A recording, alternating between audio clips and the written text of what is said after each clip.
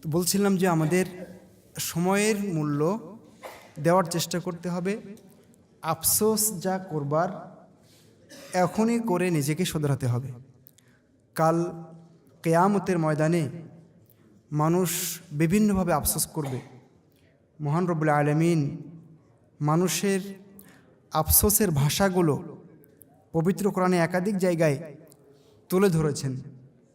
মানুষ বলবে, হাই যদি আল্লাহ এবং রসুলের অনুসরণ করতাম, বলবে যদি মুমিনদের সাথে থাকতাম তাহলে সত্যিকার অর্থে প্রকৃত বিজয়ী হতাম, সফলকাম হতাম।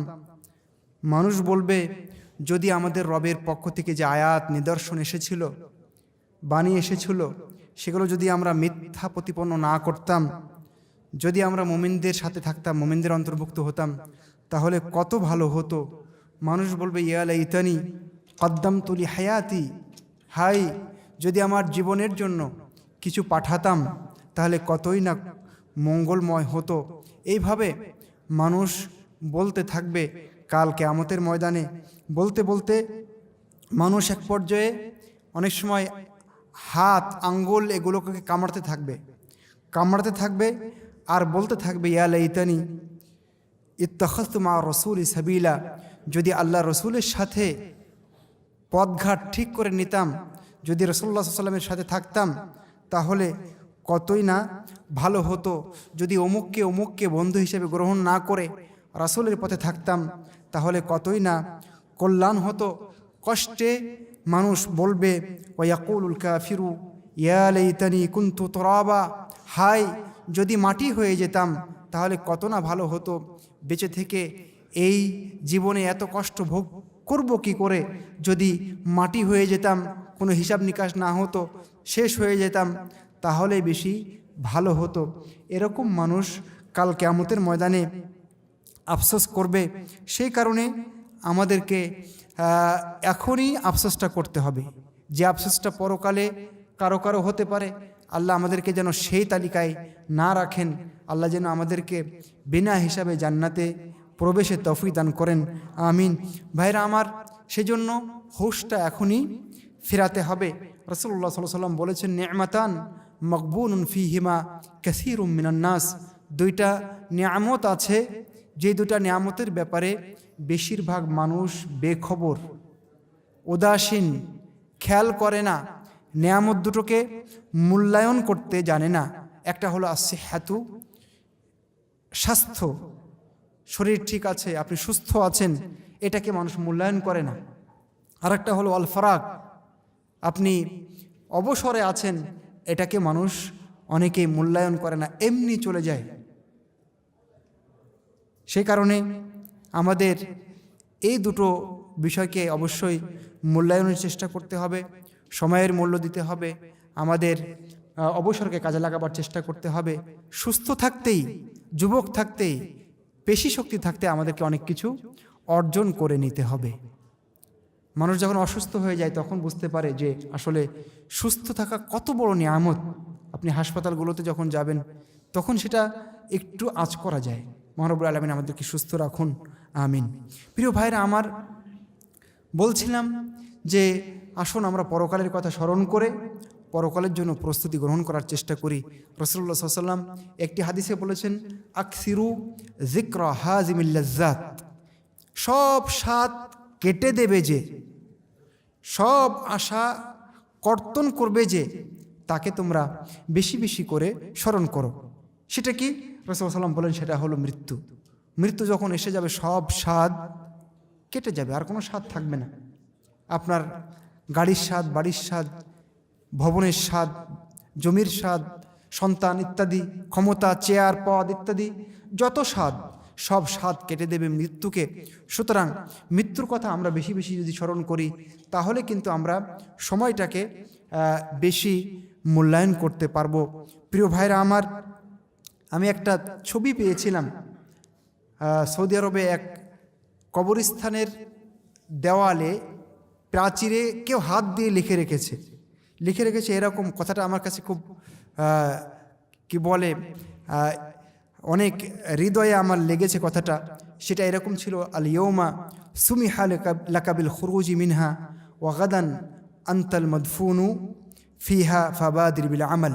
অর্থাৎ আজকে তোমাকে এখান থেকে বের হওয়ার অনুমতি দেওয়া হচ্ছে, কিন্তু আগামীকাল তোমাকে এখানে দাফন করা হবে।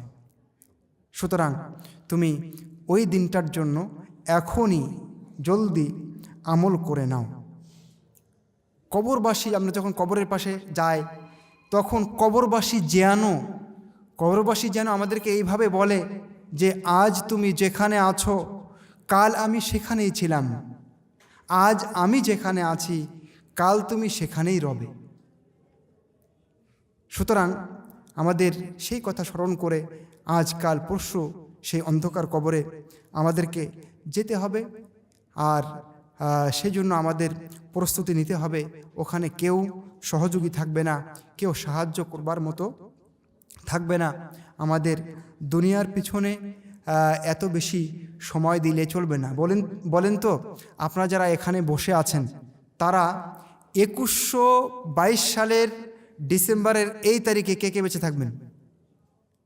2122 সালের ডিসেম্বরের এই তারিখে কে কে বেঁচে থাকবেন? আমার মনে হয় যে কে বেঁচে থাকবে আল্লাহ ভালো জানে। যারা ছোট্ট বাচ্চা আছে অলৌকিকভাবে যদি 110-15 বছর হায়াত পায় হয়তো বা থাকতে পারে, তাই সেটা রিয়ার। তো ধরে নেওয়া যায় যে আমরা কেউ ওই সময় পর্যন্ত নাই, হাড়হাড্ডি হয়ে যাব, তাই না? এই কথাটা একটু চিন্তা করেন তো। সেই সময় আমাদের কি আমরা কৈফিয়ত দিব, আমাদের কি অবস্থা হবে, সেই কথা চিন্তা করেই কিন্তু আমাদেরকে প্রস্তুতি নিতে হবে। একটা গল্প বলেই আমরা কথা শেষ করব এবং প্রশ্ন উত্তরে চলে যাব। সেটা হলো এই, আমি এটা আরও দু এক জায়গায় বলেছি যে একজন ভাতিজা চাচাকে গল্প শোনাচ্ছে। চাচা যেন একটা ঘটনা ঘটেছে। ঘটনা হলো একটা বয়স্ক মানুষ, সে ঘুরতে বেরিয়েছে কোনো এক বনাঞ্চলে। তো আল্লাহর এই যে সৃষ্টি, চমৎকার পরিবেশ, চারিদিকে সবুজ শ্যামল একটা পরিস্থিতি, পরিবেশ, এগুলো দেখে উনি মুগ্ধ। ঠিক এই অবস্থায় উনি বাঘের গর্জন শুনতে পেয়েছেন। শুনতে পাওয়ার পরে উনি দৌড় দিয়েছেন যে বাঘে আক্রমণ করতে পারে। ওদিকে বাঘ কিন্তু পেছনে তাড়া করেছে।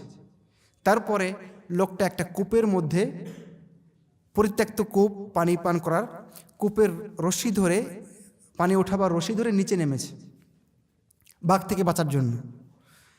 তো নামার পরে একটু পরে উপরে কিন্তু বাঘ অপেক্ষা করছে, নিচে আবার গর্জন শুনতে পাচ্ছে অজগর। এখন কোন দিকে যাবে? তারপরে একটু পরে তাকিয়ে দেখে যে রশিতে সে ঝুলছিল সেখানে দুইটা ইঁদুর, একটা কালো একটা সাদা ইঁদুর, ওই রশিটা কেটে দিচ্ছে।